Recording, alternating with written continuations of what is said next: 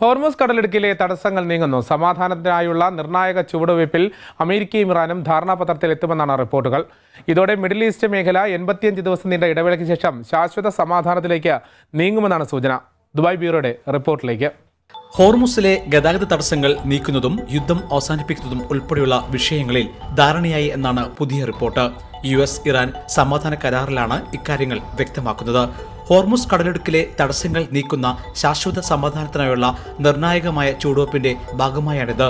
പശ്ചിമേഷ്യയിൽ നിലനിൽക്കുന്ന സംഘർഷങ്ങൾക്ക് അറുതി വരുത്തിക്കൊണ്ടാണ് ഈ പുതിയ സമാധാന ശ്രമങ്ങൾ കൈവന്നിരിക്കുന്നത്. പുതിയ ധാരണയനുസരിച്ച് ഇരു രാജ്യങ്ങൾ തമ്മിലുള്ള കരാറിന്റെ പ്രധാന കാതൽ ഹോർമുസ് കടലിടുക്കിലെ തടസ്സങ്ങൾ നീക്കുക എന്നതാണ്. ഇറാന്റെ തുറമുഖങ്ങൾക്ക് മേൽ അമേരിക്ക ഏർപ്പെടുത്തിയ ഉപരോധം നീക്കുന്നതിന് പകരമായി ഹോർമുസ് കടലിടുക്കിലെ ഗതാഗത തടസ്സങ്ങൾ ഇറാൻ ഒഴിവാക്കുകയും ചെയ്യും. കൂടാതെ ലെബനൻ ഉൾപ്പെടെയുള്ള എല്ലാ മേഖലകളിലെയും യുദ്ധം അവസാനിപ്പിക്കും. അമേരിക്കയും സഖ്യരാജ്യങ്ങളും ഇറാനെ ആക്രമിക്കില്ലെന്നും പകരമായി ഇറാനും സഖ്യകക്ഷികളും അമേരിക്കൻ താൽപര്യങ്ങൾക്ക് നേരെ തിരിയുകയില്ലെന്നും കരാർ ഉറപ്പാക്കുന്നു.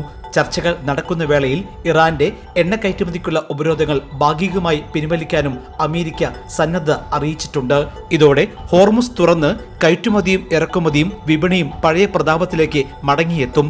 ഇതുവഴി സംഘർഷം ഇല്ലാത്ത മേഖലയായി മിഡിൽ ഈസ്റ്റ് സമാധാനത്തിലേക്ക് വഴിമാറുമ്പോൾ ഇത് ലോകത്തിനു മുന്നിൽ ശരിയായ പെരുന്നാൾ സന്ദേശമായി മാറുകയാണ്. Elvis Chummar, Jaihind news, Dubai. One anchor every week, 20 years, 1,000 episodes on one TV channel. Middle East This Week, an Elvis Chummar TV show.